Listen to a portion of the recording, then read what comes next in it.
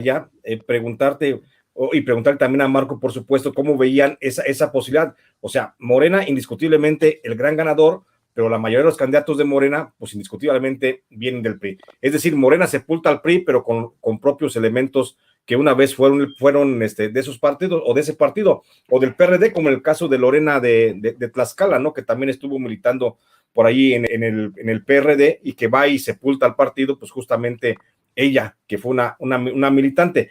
Pero aquí en este caso, también se debería considerar una cosa, creo que bien importante, que muchos, y como lo decía el doctor Rolando, que muchos ganaron pues por la inercia también del presidente de la República, porque lo decíamos incluso en alguna vez, en un momento determinado, mi querido Marco, mi querido doctor, lo platicamos en una de nuestras pláticas, diciendo que si ponían un burro en Michoacán, era el mismo burro que ganaba por el solo hecho de que iba cobijado primero por Morena, y Morena es el partido pues del presidente López Obrador, y para el presidente López Obrador, con la inercia, con la popularidad que tiene, pues le alcanza para eso y para más, porque el presidente López Obrador goza de una excelente popularidad, creo que la más importante que hemos tenido en los últimos años. Ahorita tiene el 64% de aprobación de cada 100 personas que se les pudieron encuestar. Entonces estamos hablando de niveles pues exorbitantes, ¿no? Que sin duda alguna van a hacer que gane cualquier candidato.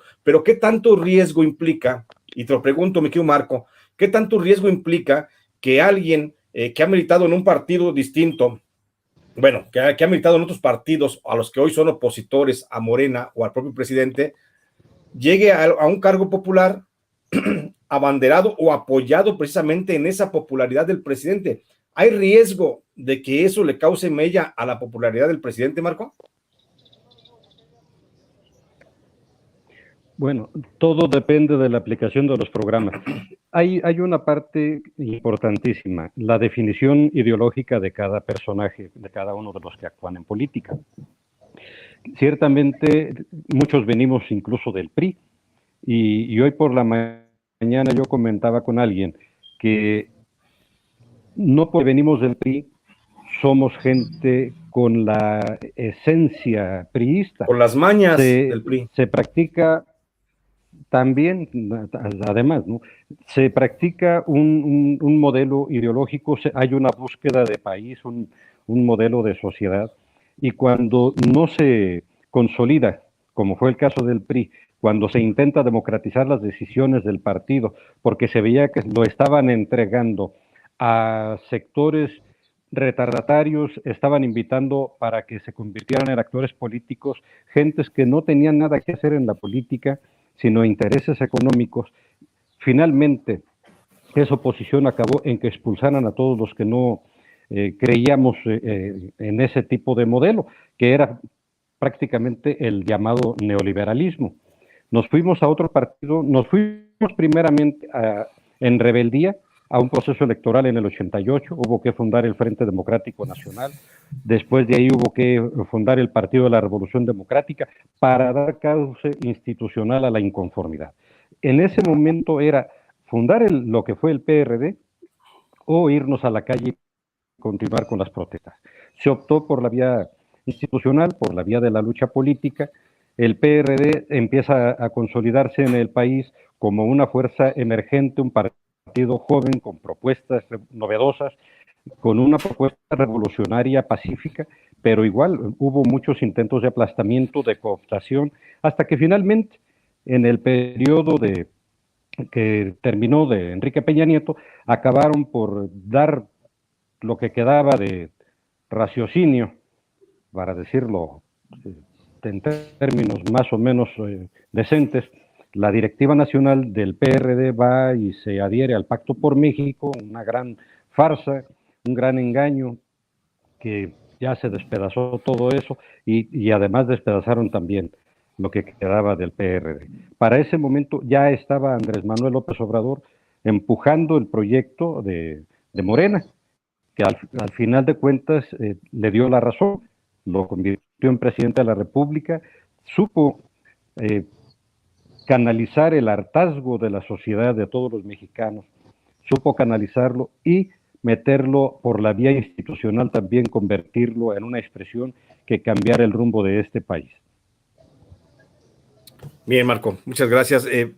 Sin embargo, la pregunta, o sea, te entiendo el planteamiento que me estás señalando, pero la Sí. pregunta, ¿hay riesgo de que algunos de los hoy candidatos, o bueno, hoy candidatos electos a los cargos de elección popular, concretamente a los cargos de gubernatura, algunos o algunas de ellas, hay riesgo de que puedan causar mella a la imagen del presidente? Porque seguramente habrá muchos, como ya lo apuntaba y se adelantaba ya, por supuesto, el doctor Rolando Flores, habrá algunos que no puedan cumplir y habrá algunos que sí despierten al tigre en algunas regiones del país al no poder cumplir. Y yo me adelanto para señalar que yo veo bien difícil, que ojalá me equivoque, pero que el candidato bueno, el gobernador electo de Morena pueda cumplir con el proceso de pacificación que se requiere, por ejemplo, en Michoacán. Nada más así. Mi pregunta es esa, Marco. ¿Sí hay riesgo o no hay riesgo de que algunos candidatos, gobernadores o gobernadoras, pues ya hoy, eh, afecten a la imagen del presidente abanderando la bandera de la cuarta transformación en sus estados y que no tengan la capacidad para desempeñar el cargo? Sí lo hay, porque mira, lamentablemente el oportunismo, pues lo hemos visto a lo largo de muchos años. Ahí le decíamos en la jerga, en los acomodaticios, la Claro. gente que está simulando estar en una posición cuando está en otra. La historia es muy rica en ejemplos de esos, Jesús, Rolando, y quien nos hacen el favor de escucharnos. Eh, la historia está llena de traiciones, de narrativas de traiciones, y no puede ser ajeno el momento histórico que vivimos de que haya también personas que incluso se incrustan en el proceso mismo del presidente para dañarlo, no para figurar en él, sino para dañarlo. Tan es así que el pacto que hicieron los hoy partidos de oposición, el PRI, el PAN, el PRD, fuerzas totalmente antagónicas, convirtieron un ente híbrido para proponerlo en varios lados con un desparpajo. Es ridículo ver candidatos con membretes de 3 partidos bordados en el pecho, ahí en sus camisas, diciendo que representan. Pues representan un membrete, una institución, pero no representan un sentir popular, no representan una expresión ideológica, porque esa amalgama no significa más que pérdida de identidad, no hay un sentido de pertenencia a ningún partido. Ese es el oportunismo político, y ahí es donde se cuajan las traiciones, Jesús. Sí, Marco, gracias. Mi querido doctor, hablando, sin dejar el de tocar